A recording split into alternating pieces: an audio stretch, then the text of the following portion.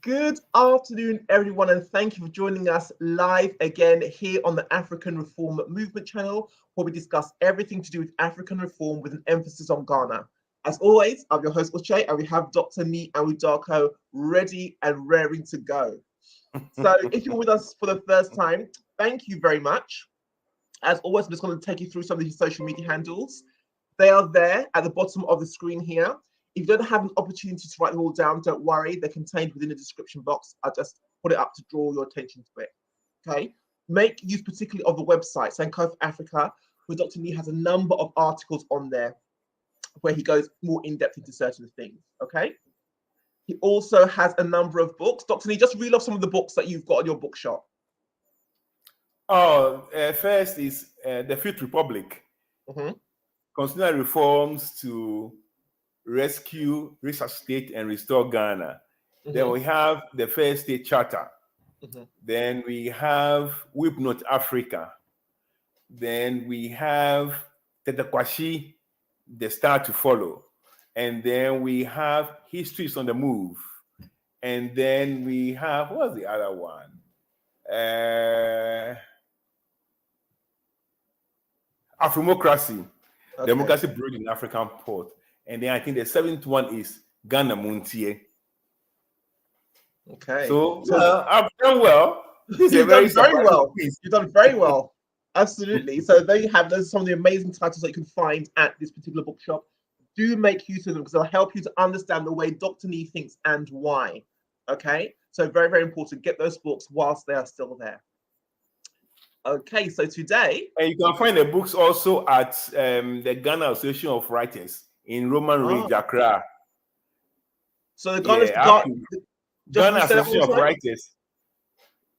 Yeah, actually, it's the Office of Pan-African Writers Association. As you know, I'm a member of the Pan-African Writers Association, and their bookshop is now stocking my books in Roman Ridge, Accra. Excellent. By the way, Roman Ridge is on Osula, so it's my land. Okay. So just in case you aren't able to get it from the book store, you can get it from someplace else as well. So that's great. Okay. Yeah. So today, Dr. Nee's title is My Letter to the IMF. We've been having discussions about the IMF lending money when they really should be lending money, all of that. So I'll let Dr. Nee take you properly through what his thoughts are and why he thinks the way he thinks. And it'll give us a lot of food for thought to process as well. So as always, Dr. Nee, over to you. Thank you very much, Uche. Today I'll try to be very disciplined and stick to time and the points that I want to discuss properly. As you all know, on the 30th of June this year, the President of the Republic of Ghana, Nana Akufo-Addo, authorized his finance minister to start formal negotiations with the IMF on a bailout. Basically, they won't help with our balance of payments. Now, from the Minister of Information, we understand that Ghana is looking for about $2 billion. Okay. $2 billion. That is, in today's cities, 16 billion cities. 16 billion cities. Because of 16 billion cities, Ghana has gone to the IMF, rolling on the floor, begging, putting our sovereignty down like doormat for IMF, small boys from New York, to come and tell us what to do because of 16 billion cities. And you know what I'm saying, because of 16 billion cities. All right. Now, please start the first slide.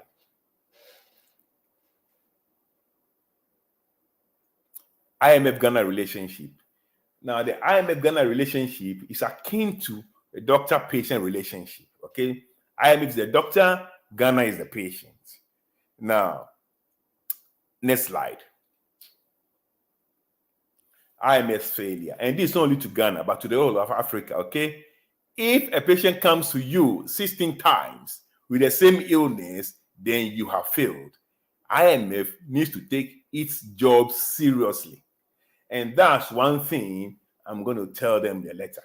They got to take Ghana's problem serious, and they go to take their job seriously, honestly. You see, I don't want to go too much into it because I want to go to the other slides. But you cannot treat the same patient 16 times. it comes to you with the same problem all the time. Something is very wrong. There's a problem in the relationship.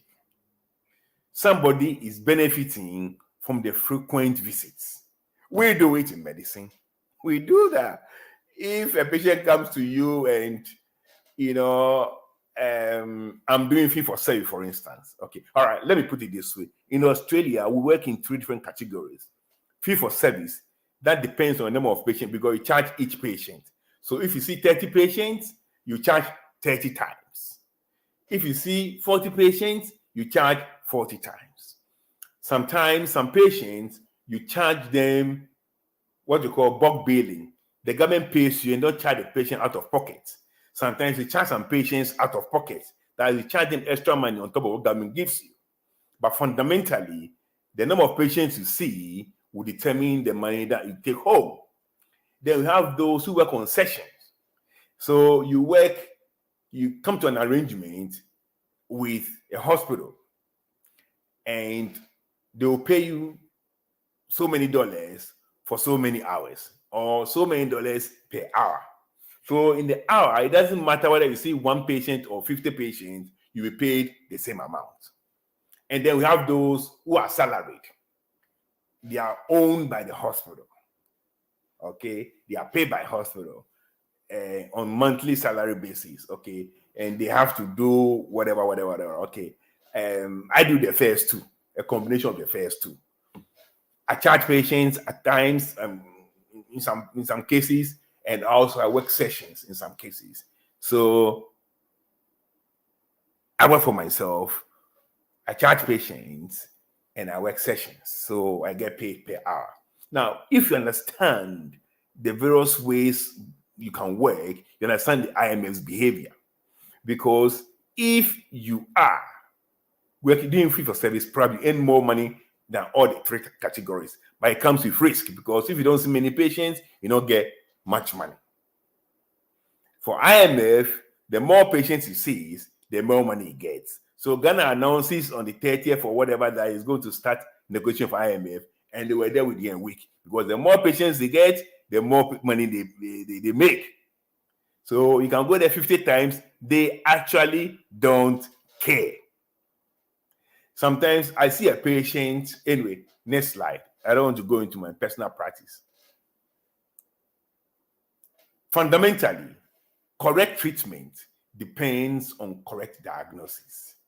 If somebody has got malaria, by diagnosing the person as having typhoid, you're going to kill the person. Correct treatment depends on correct diagnosis. Now, we have to understand that I'm looking at Ghana-IMF relationship or IMF-Ghana relationship as doctor-patient relationship. So before IMF should give us money that will benefit us, they must have the correct diagnosis of our problem. Because that has not happened, that's why we have gone there 16 times in 65 years. We've been there almost every 4 years. Every presidential term, we go to the IMF because the diagnosis is wrong and the treatment they've been giving us has not worked. To get the correct diagnosis in medicine, you got to take good history. You got to do proper physical examination. You got to add investigations to confirm your provincial diagnosis. And then once you get a full correct diagnosis, you initiate treatment. And that's what I'll be writing to the IMF, to take Ghana serious and to take their work serious and do the proper thing so that we will never go back to IMF. Going back to IMF or not is not populist talk. Yo, we are not going there, or we respect ourselves, or we do. No. It's not like that. You got to do the correct things. Otherwise, you will go there. If you criticize previous governments for going there, yes, you have the right, because they shouldn't have gone there. But if you come and do the same thing, you will go there. If the cause remains constant, the effect will not change. That's the base of all logic and science. Cause and effect. If the cause remains constant, the effect will not change. If you do the same the previous government did, you get the same effect. You go to the IMF. Next slide. History. In history, you start with presenting complaints. So patient comes to tell you, doctor, I've got pains on my right, in my abdomen, on the right lower side of my abdomen. So you ask the person the history of the presenting complaint. When did the pain start? Where did the pain start? Any movement from one place to the other? The nature of the pain. Did it start suddenly or slowly? You go through history of the pain. How long have you had this problem? Have you ever had this problem before? You go through all those things. The same thing. Today, Ghana has gone to, and then from there, you go to previous medical history and medications, what it takes, because some medications may lead to this problem, or you go through all these things. You come to family history or social history, or in this case, cultural history. You talk about allergies, you talk about this, you talk about few things about the patient presenting to you with abdominal pain. And by the time you finish this taking history, you are probably 60-70% close to getting the diagnosis correct. So we've gone to IMF. We've gone to IMF because we are broke. We've gone to IMF to have for balance of payment support. So IMF will have to take history of this presenting complaint. How did it start? Have you had this problem before? Yes. I've had it 16 times. This is the 17th time. My first time was in 1966. Then what happened? Then you tell IMF that, when we took over government in 1966, February, after the overthrow of Kwame Nkrumah, our country had a debt of 600 million pounds. And everything was down. Our reserves have dwindled to less than £500,000 from 200 million pounds at independence. So we're stuck. Our import bill is much more than our export bill. So we have major problem with balance of payment. And so we came to you. So now this is how it began. Somehow we've not been able to balance this thing for the past 65 or what was it? For the past 56 years. See, Ghanaians will have to know one thing. If you are a patient and you go to a doctor and you lie to the doctor will use your history to diagnose you wrongly. Okay. Get this point very clear. You cannot lie to the doctor. You cannot make up your history. Propaganda doesn't work. Distortion doesn't work. Fabrication doesn't work. Okay. So you tell the simple truth. See, most people do not understand that in February 1966, when the First Republic was overthrown, we were owing 600 million pounds. 600 million pounds in today's pounds was going to be 14.4 billion pounds. Okay. The average pound from 57 to 66 is 24 pounds today. So you multiply 24 by 600 million and you get 14.4 billion pounds. So in today's pounds, the debt we owed in 1966 was 14.4 billion pounds. Now, the average population from 57 to 1966 was 6 million. Okay? Now, today,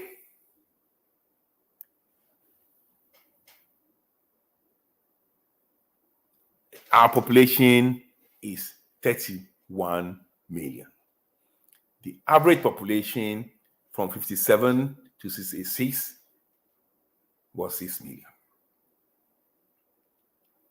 So what we are saying is that you have 6 million people who owed 14.4 billion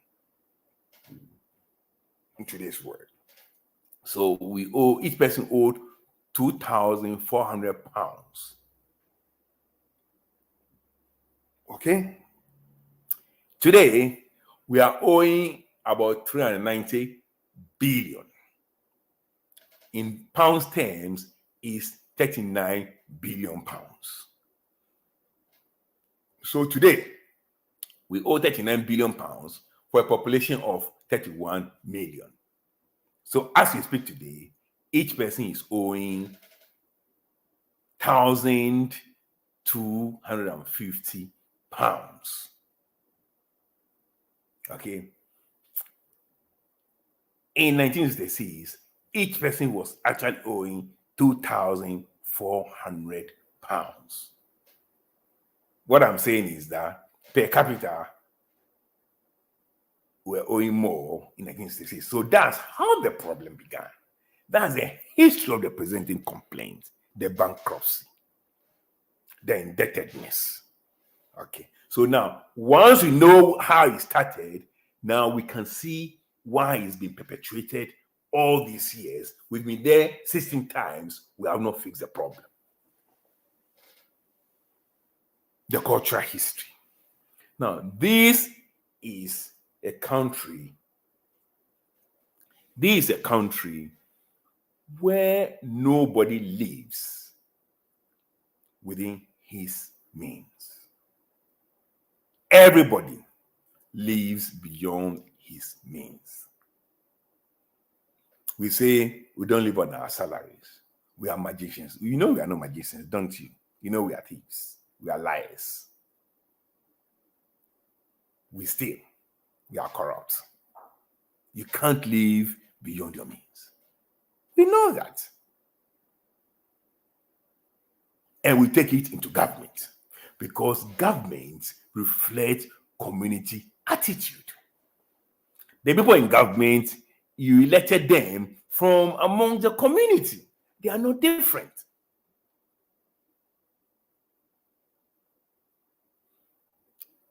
Another cultural history is that in Ghana, anybody who tries to live within his means is called a miser.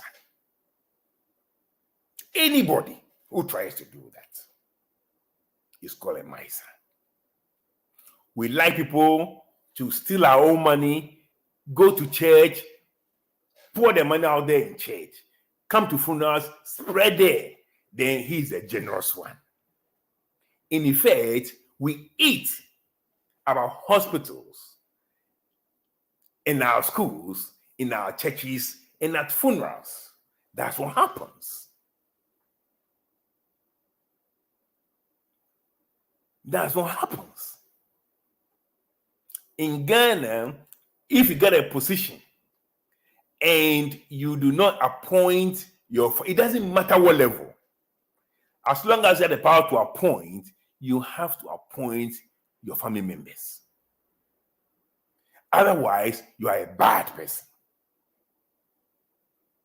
And we take it to government.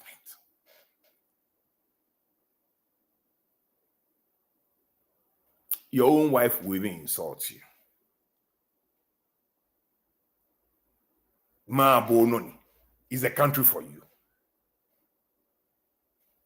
Ma Bononi, Abanjuma, government work. Is it your own work? What is your problem? Boba paid. I the one going to pay. Monfe, everybody is doing it. Okometo mini. Yes. Yes. That's what we do. We don't have a fixed set of employees for any office. Come and see here. And you know, because every position is funded. Every single position is funded. If the position is not funded, it cannot operate. You can't employ somebody. Every single position is funded. No, that's not how we do it. This is our cultural history. This is our social history. This is our family history. This is the reason why we have the disease we do. If you see a patient who has come to you for chest pain and you're suspecting the person has got heart attack or whatever, you got to ask about the family history. Whether there's somebody, the father, the mother, first-degree relatives, second-degree relatives, whether they have heart attacks, at what age. You try and compare. Somebody comes with breast cancer, you want to, you go through. It is very important in diagnosing a person. I don't know that IMF has been doing that, because if they have been doing that for the past 16 times and we haven't solved our problem, then there's a problem.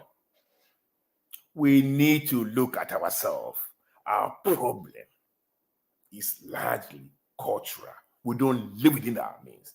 Anybody who tries to do that is a miser. If I come to Ghana today and I see relatives and I don't give them what they think I should be able to give them, then I'm a miser. I mean, they don't work for me. They've not done anything for me. If I give each 100 cedis and the person feels that being a doctor and also I should be able to give him 500, then I'm a bad person. He hasn't worked for me before. And we take it into government. You all know what I'm saying is a simple truth. And allergies. Obviously, we are allergic to discipline. Seriously, we are allergic to discipline. We can't stand discipline. Very, very allergic to discipline. Is it true or not? We're not transparent. We do whatever we like. No respect for anything. No respect for rules, what do you call it? Rule of law. Indiscipline. Next slide. Now, from the history, you should be able to making up your mind now where you should be 60-70% sure of what you are dealing with. Then the examination. Ghana leads the world in waste. There is not waste about that. In this world, number of ministers per capita, Ghana is number one. There is no country in the world that has more ministers per capita. Per capita means per head, per population than Ghana. Not one single country in the world. When it comes to GDP per capita, we are probably number 160 or 170.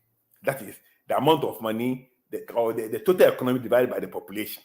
What each person will have if we divide our total economy by the population, what each person will have. We are probably 160 or 170. But when it comes to number of ministers per population, we are number one. When it comes to MPs per population, we are number one in the world. When it comes to Supreme Court judges per population, we are number one. There is no country with 31 million people with 18 or so Supreme Court judges. None. America has 9. UK has 12. Australia has 7. And we have 18. And we cannot compare. Australia's GDP is 2.3 trillion. Probably 40 times or whatever Ghana's GDP. Supreme Court judges per capita, we are number one in the world. LGA per kilometer square. LGA is local government areas. What you call in Ghana MDAs. What do you call MNDAs? Metropolitan Municipal Industrial Assembly, whatever you call it in Ghana. We have 260 in Ghana. You have to understand, Ghana is the size of Victoria, okay? About 240,000 square kilometers. The same size as my state of. I don't think we even have 40 LGAs. We have 260 in Ghana. 260 LGAs in Ghana. For a population of 31, for land size 238,000 kilometers square. If GDP per capita, I don't know. Maybe, I don't even know, because we don't even know our GDP, because our GDP is actually calculated in dollars, okay? So as your cedi depreciates against the dollar, your GDP, even if it's the same cedis in January, because in January, the cedi was 6 to the dollar and now it's 8, your GDP in dollars has dropped. Okay? Your GDP in dollars has dropped. because the cedi has dropped in value.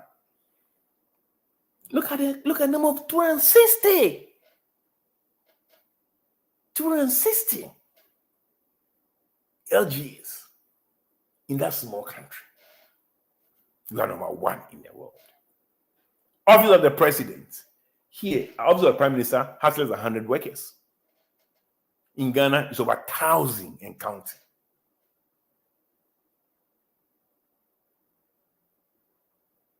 Now, this is a physical examination. So you could see where all the problems are, where the money is going.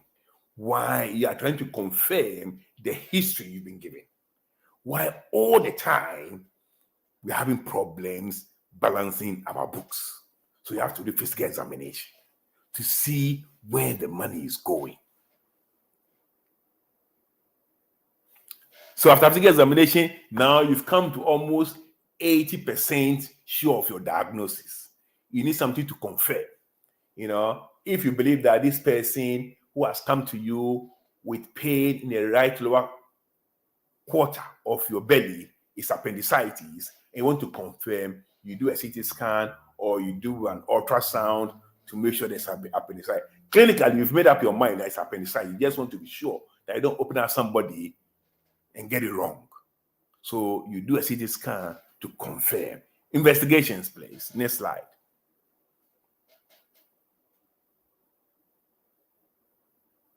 Good. So now you're going to confirm with investigation. You look at our foreign service. I don't even think Ghana does any serious business with more than 10 countries in the world. But I think you have about 55 embassies or foreign service embassies and high commissions in the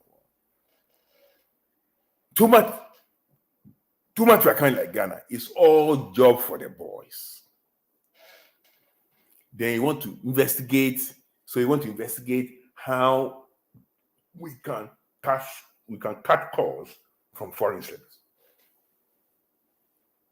You want to compare the foreign service of Ghana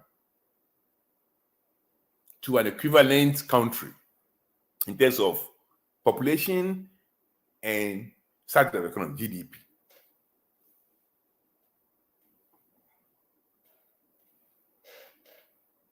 Then you come to state-owned enterprises. Apparently, all of them, before there was no deputy CEOs. Apparently now they have minimum 2. Some of them have 3, some have 4 under this guy, because now you are investigating why we are that broke. So investigate that. You investigate the Auditor General report. Now, at the beginning, I told you that we are going to the IMF, or the information minister said we are going to the IMF for $2 billion, which is 16 billion cedis. Do you people know that the amount of money that could not be accounted for in the 2021 Auditor General report is almost 18 billion cedis? Is 17 billion cedis plus. It's more than what we are going to the IMF for. We are going to IMF for 16 billion cedis. In 2021, the amount of money that could not be accounted for by the Auditor General was 17 billion or 17.5 billion. In fact, exactly 17.483,531 billion. So almost 17.5 billion cedis could not be accounted for by the Attorney General.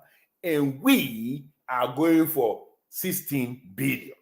We are rolling on the floor to IMF, in front of IMF for 16 billion when we could not account for 17.5 billion in 1 year, and nobody is being prosecuted. And then Nana Akufo-Addo, from 2017 to 2021, we have not been able to account. We are not able to account for 50.8 billion. 50.8 billion cedis. And we are going for 16 billion cities. We'll not be able to account for more than 3 times what you are begging IMF for. So we have a problem. Now the investigation is telling you, is confirming what you got from the history, what you got from the examination, that this is what is going on. Some money is being siphoned from the system. For the past 5 years, we have lost over 50 billion cedis, 50.818 billion cedis. And we are going for 16 billion cedis. We're begging billion. We're begging billion. Yes, we're begging billion. We don't have share. I don't know what to say. We are soulless. We don't have a soul. We're bekla. Otherwise, how do we explain this? Loans utilization. Nana Akufo-Addo has borrowed about 280 billion cedis. So we have to investigate. We need a ledger. Money borrowed, what is used for. We need that. And not only Nana Akufo-Addo, your mama borrowed about 110 or whatever, 20 billion cedis. We need to do that. We need to do that. What the loans were used for. And whether it was money for value for money. We need to investigate loans utilization. We need to look into project finance. Example, the cathedral, free boarding SHS, NAPO, and all those things. These are the things IMF must investigate if they want to properly diagnose us. Because we've got to get to the bottom of this thing. We cannot be going to a lending person or company or whatever every 4 years. We've got to go through this thing systematically, like a doctor would do for a patient, to arrive at the correct diagnosis. If you do ultrasound, if you think person has got appendicitis, and you do ultrasound, because of the bowel, you probably will see the appendix in 70 to 80% of the time. 20 to 10% you may not see anything. Well, if you're lucky and you see the appendix and it's inflamed, you don't go the next level. You end there, you refer the patient to the surgeon operates on the patient. Okay, so you stop there. If you cannot see the appendix, you may have to do a CT scan. All right, that will pick, because that cannot be influenced by the bowel. You pick the bowel because it's radiation, it's more expensive. You want to start that ultrasound. If you get answer, you don't go further. And that's how you do it stepwise. You may want to do some blood tests to check whether cells are raised in the blood, inflammatory markers and stuff like that, to make sure that there's an infective process going on. You do all those things to help you arrive at the correct diagnosis. And that's the investigations the IMF will have to do, to know why we keep coming to them all the time. They just give us the money and then burden future generations with money that they've got nothing to do with them. You got to investigate free boarding SHS. How many countries in the world with Ghana's population and Ghana's size of the economy, GDP, does that? How many countries do that? And you have to look at the outcome. What are the policy objectives? Can this be done differently? Can we achieve the same objectives cheaper? Well, that's what policy is about. What are the policy objectives of the free boarding SHS? Can those objectives be achieved using cheaper?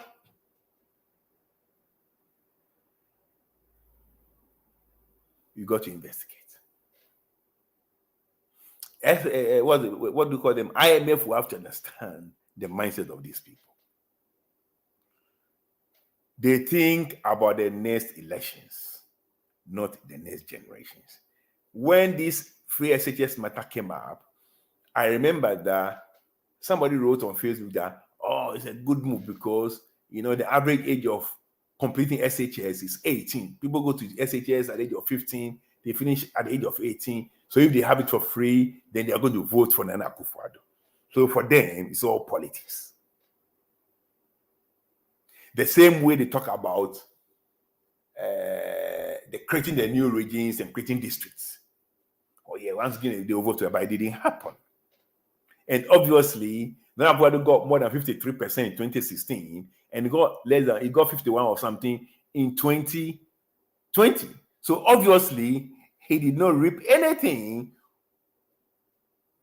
from what he thought he was going to reap things from. Not from the regions he created, not from the free SHS. But they all have cost implications. They all have cost implications.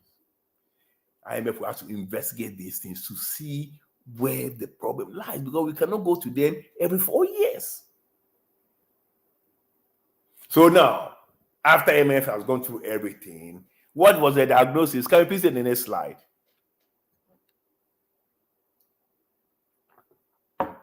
Oh, diagnosis: bankruptcy, secondary to structural and cultural deficiencies. So now, how are you going to treat it? Now you've gone through everything. Now, how are you going to treat it? IMF, how are you going to help your patient so it doesn't come back to you?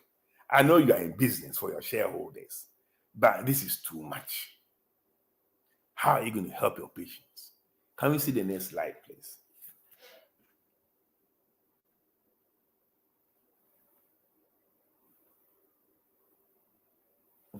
Treatment.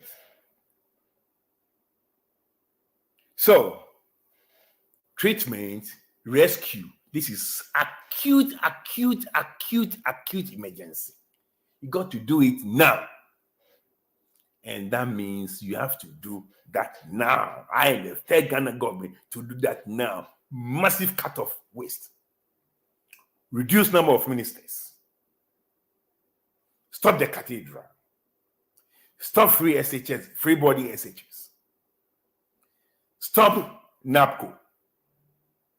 Stop teachers and nursing students allowances. Reduce number of foreign services. Reverse and cut number of districts. Reverse, any possible, go back to 10 regions.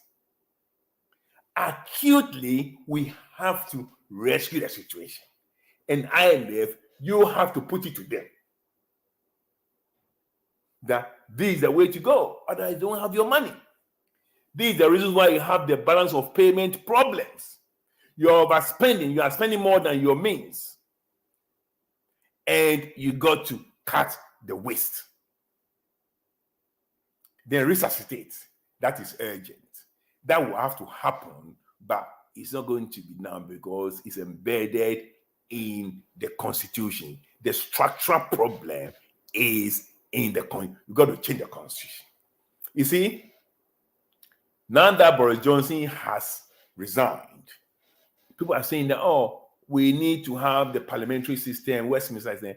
No, we don't need to have Westminster system.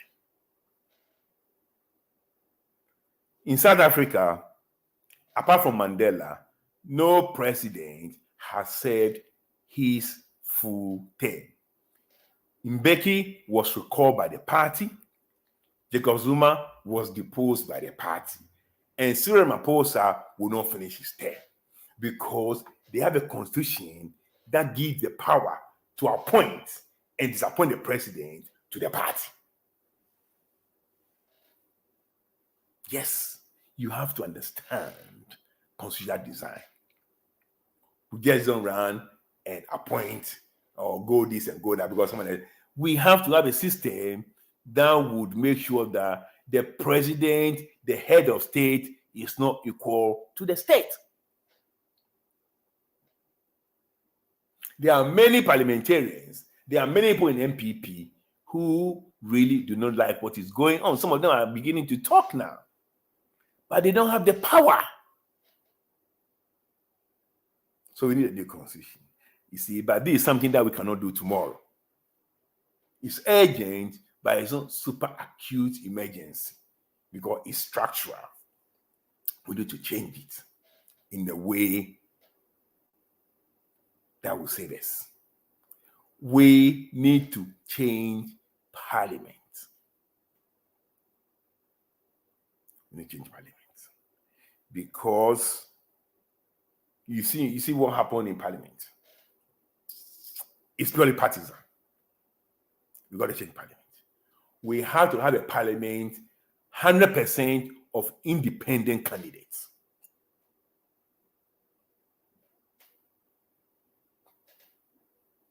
100%. We have to have Parliament of independent candidates and not party candidates. It's coming in my next book. The design for Parliament to be independent, of the executive,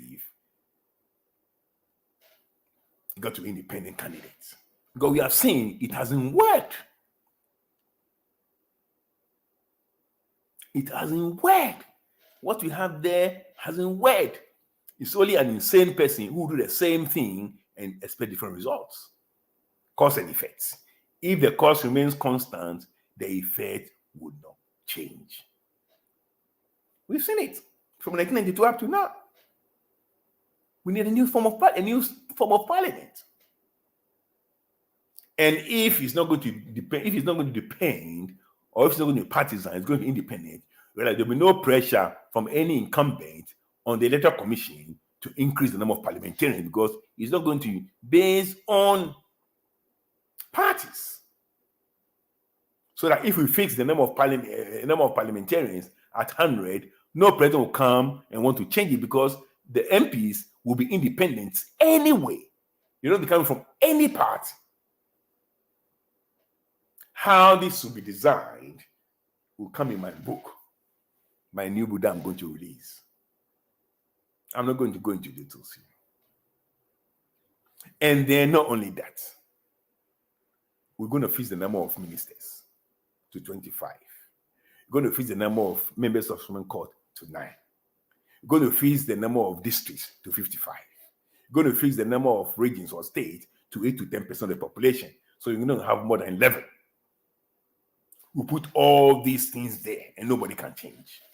If only 8 to 10% of the population can form a region or a state, a government cannot come and go and create a region for 2% of the population. You can't do that. And once you're able to do that, you know that all this waste we are talking about will just tumble. But these ones will need constitutional change. So it's not going to happen now. It's urgent, but it's not super acute emergency. We cannot do that now. In 2024, the elections is going to be on a new constitution versus the present constitution. That's it. It's a one-issue election. Because I keep telling people that development depends on good governance. And that is one thing that is missing in so many places in Africa for so long. That's what Obama said. Before Obama came 2009, I wrote about this years before then. Good governance. Good governance. The constitution we have there can never give rise to good governance. So good governance. We need a constitution that will guarantee good governance. Good governance has only two parts. Okay? Good system of government, which is the constitution, and good leadership. Finish.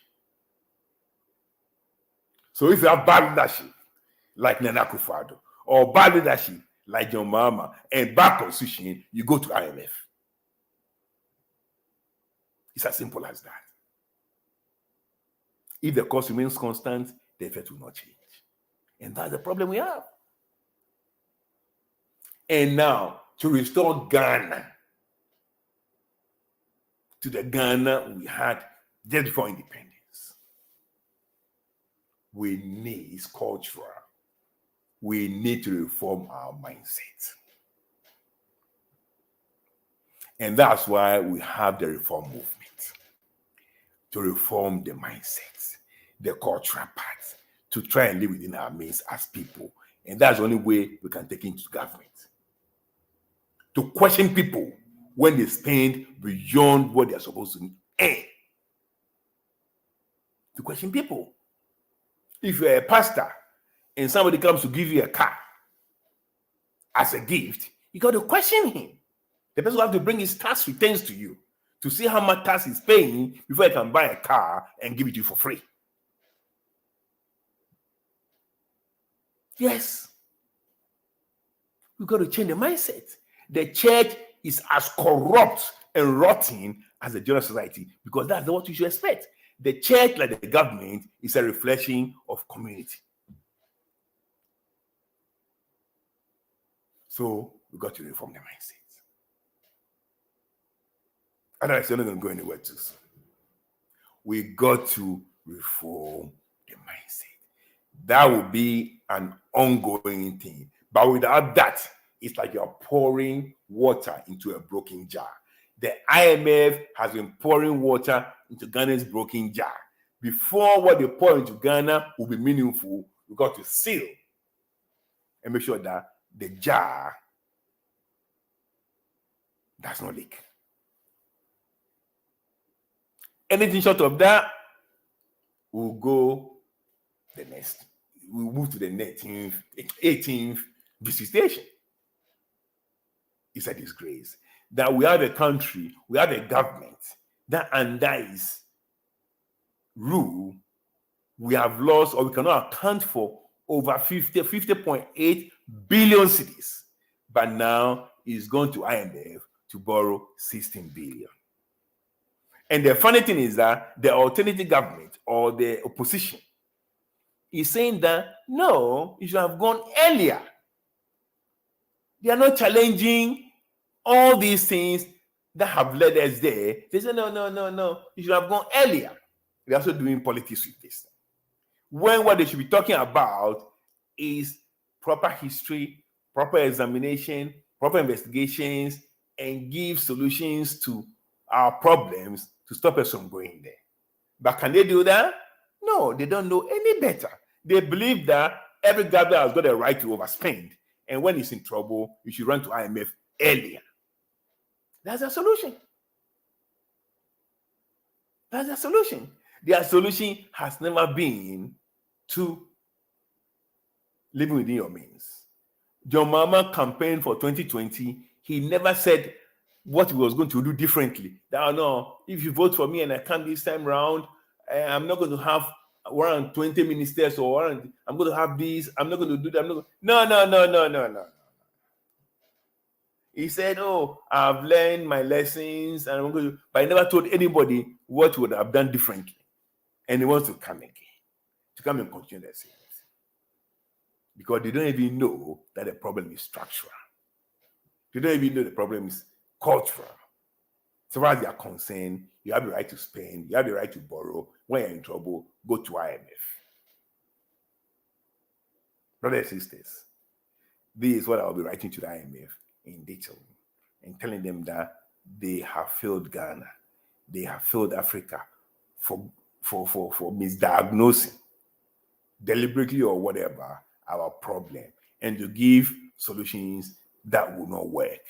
To pour money, to pour water into a broken jar is madness. And that's what IMF has been doing ever since.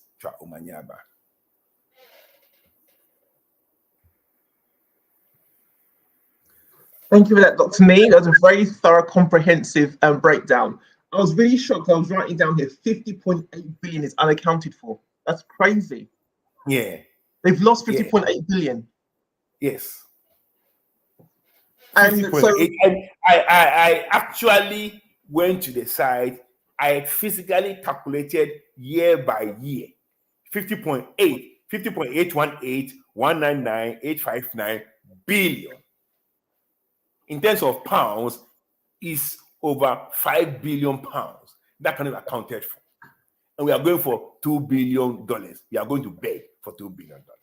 And there's no one holding them to account. There is no one. No, nobody. Wow. Nobody. And that's why IMF should not give the money. Yeah, absolutely. IMF should ask them to go and chase this money. Yes, account for it. Yeah. Wow.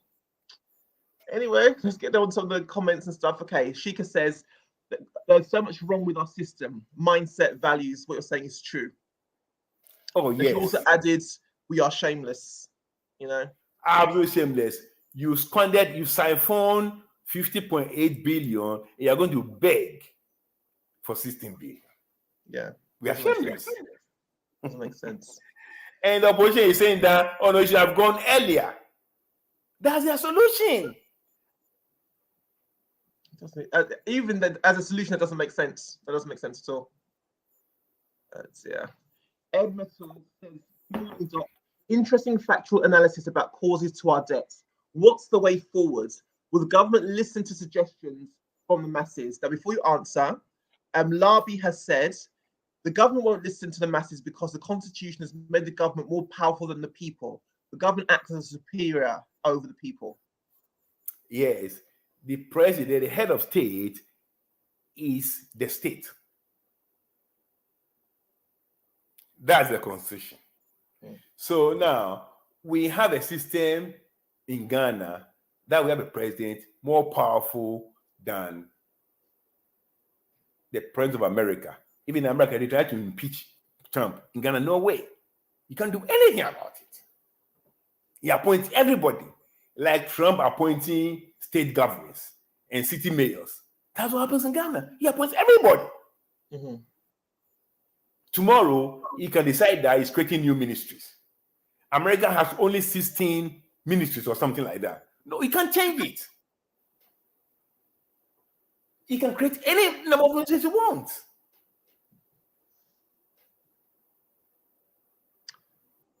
So we have a problem. Edisfella said, could the IMF put conditions on the loan?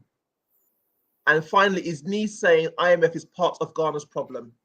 No, IMF is a businessman. He's not part of, but then, if you are a conscientious doctor, at some point, you got to pull back and say, hey, you cannot come to me all this. You know what? I'll probably refer you for a second opinion. Mm-hmm. You cannot treat the same person with the same presentation for 16 times. So I wouldn't say that IMF is part of Ghana's problem because we don't have to go there in the first place. We are our own problem. But now when somebody comes to you for a solution, if you can't solve it, tell them, sorry, I can't solve it. Or it is, look, I'm going to help you. I'm going to front load this thing. I'm going to spread over 3 years. These are the conditions. If you don't meet these conditions after year one, you won't get anything.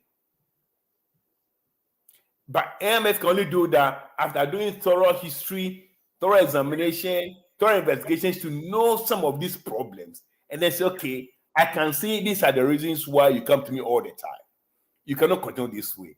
I'm going to put these things there. You got to do A, B, C, D, E. Otherwise, no money for you. So IMF can be part of the problem, but they can be part of the solution. Mm-hmm. Okay. So far, they have failed in providing the solution.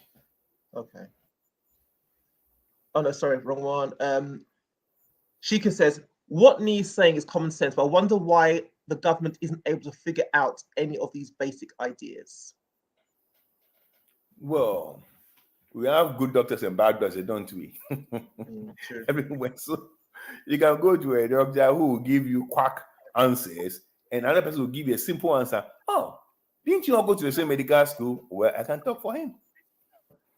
All right. So, yeah, like in anything, you know, we have Maradona and you have Sanyebua.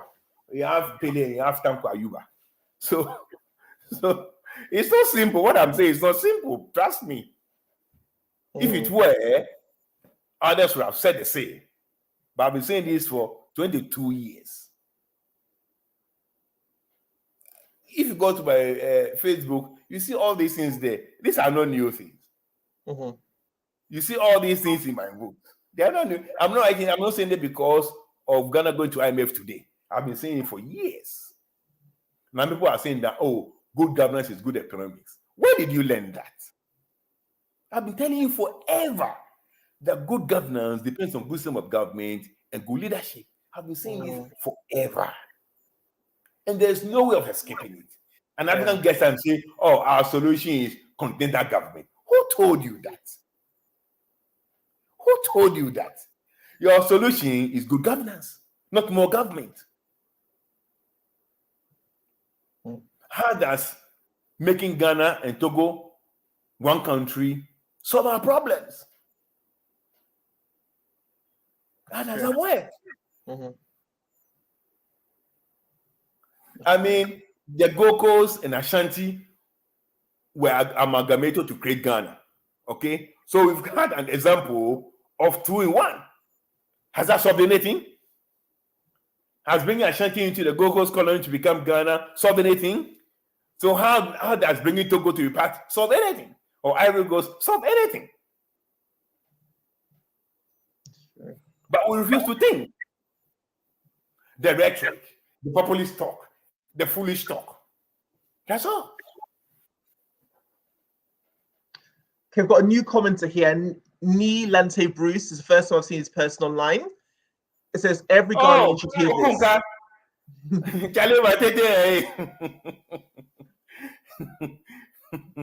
Yeah, he's my brother, you know. Oh, lovely. Yeah. Right. Sheikah said here, IMF can be described as an enabler. You know, when Ed Metal says, are they part of the Ghana's problem? Sheikah's response to that saying they could be seen as an enabler. Yeah, sort of. Yeah. Okay. And then another one from Nilante. Sheikah, the reason is because they benefit from the rotten system. Yes. You see, okay, let me tell you this, okay? Now, if I see a patient, okay, and I'm bulk billing the patient, I'm not charging the patient out of pocket. I'm just charging the patient what the government pays me for seeing the patient. I can decide to say, okay, you go and do this blood test and come back for review. I have that discretion. Okay. And now when the patient comes back for the review, then I charge the patient again. Then instead of charging the patient out of pocket, I would have made the same money by seeing the patient twice. Now, IMF works fee for service. So they benefit. The more you go to them, the more money they make for their shareholders. Okay. Yeah. So every business and its little games. Yeah. So that answers this young man's question. Eric, that answers your question, doesn't it? Because you say here, what's in it for the IMF? Dr. Nish just explained. Okay, so that answers your question. Okay. Also, yeah. So, okay. What's in it for IMF? IMF is a lender. And they lend with interest. Okay. And that is one. Secondly, once you, and in fact, in Rawlings' time, I think 1992, 96 Parliament or something, 96, 2000, one of the Parliament, I think the 1992, 96 Parliament, IMF actually were sitting in our finance committee meetings in Parliament. They have that control over you. They can tell you when to sleep and when not to sleep. Okay. Now, you also have to understand that IMF has bosses. Okay. The whole UN or whatever establishment, 25% of the budget comes from America. So if you have your hand in IMF's mouth, your foreign policy you must be very careful with your foreign policy. IMF basically makes you a new colony. Political and economic stranglehold on your neck. So they benefit for themselves and for their masters. But no loan is free. Every loan comes with interest. Yeah. Okay. This is in response to the statement Larbi made earlier. The solution is for the masses to rise up and force the government to do the right things. Thank you, Okunka. That's what's happened. Only yesterday, or was it yesterday or today, in Sri Lanka, they've stormed the president's residence. They asked him to resign. Yes. Okay. Yes. So what's happening in Ghana is a disaster beyond description. What's happening in Ghana? And when the time comes, what will have to happen will happen. Yeah. We've got another new commenter here. Rashid Sarpong says Ghanaian mindset is a problem. Yes, the cultural part is definitely a problem. Because Rashid, Charlie, if you decide to go to Osu today to go and hold a big party and spread money, nobody will ask where you got the money from. Jacob Lamte bought a government bungalow for $400,000. Nobody asked him his salary, how much tax he has paid for him to have $400,000 to buy a government bungalow. Nobody cares up to today.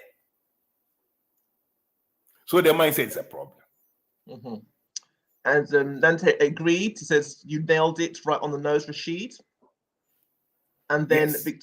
Victoria says we cannot blame the IMF. They are for the profit. The politicians who are corrupt are to blame.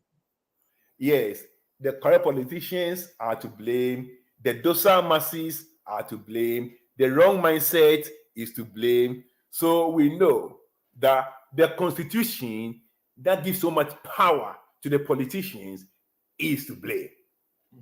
That has created a structure for the rot.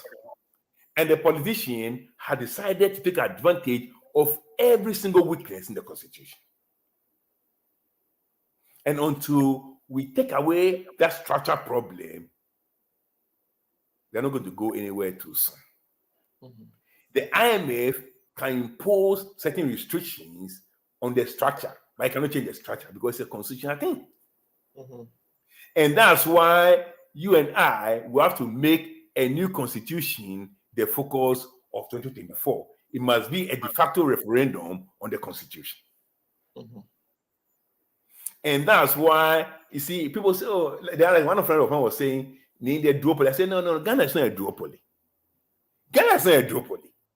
A duopoly is a system that is dominated by two parties with two ideologies. When you talk about the conservatives in England or UK and Labour, you know the way they see the world. Two different worldviews. In Ghana, that is not what we have there. In Ghana, we have one party with two factions. NDC and NPP are two factions on one party. No difference. That's why I call them Siamese twins. And that's why I describe the whole Ghana thing as institutionalized, rotational kleptocracy. That's what we have there. What you have there is a kleptocracy. It's been institutionalized through the two parties, and it's rotational. It's not a duopoly. That's what I mean. Siamese twins. They are the same DNA. And they are joined at the head, at the belly, everywhere. They are like this. We have one coin. They are two sides of the same coin. It's not a duopoly. In Australia, we know what the conservative thinks here. We know what the conservative think. We know Labour Party thinks. When Labour wins election, you know what's going to happen. Tax and spend. We know what the liberals will do. Less tax, more money to you, the worker. Two different worldviews. That's what we have in Ghana. In Ghana, borrow, inflate, and not build. All of them do the same thing. No difference. That's it. We have a serious mindset problem. We have a huge mindset problem. And until we have the leadership that can galvanize people and lead in the correct pathway, we're not going to go anywhere too soon. Leadership is the cause. Everything else is the effect. Good leadership, good effects. Like, was it David who said? He said that when the righteous rule, the people rejoice. When Igbo bear rule, the people mourn. Leadership is a cause. Everything else is a effect. You can't escape that. And that's the problem we have. Bad constitution, bad leadership equals disaster, equals catastrophe, equals going to IMF 24/7. That's where we are.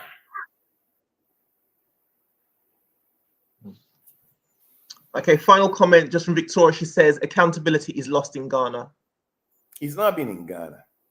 Never accountability. Never. It's cultural. You can't ask your father certain questions.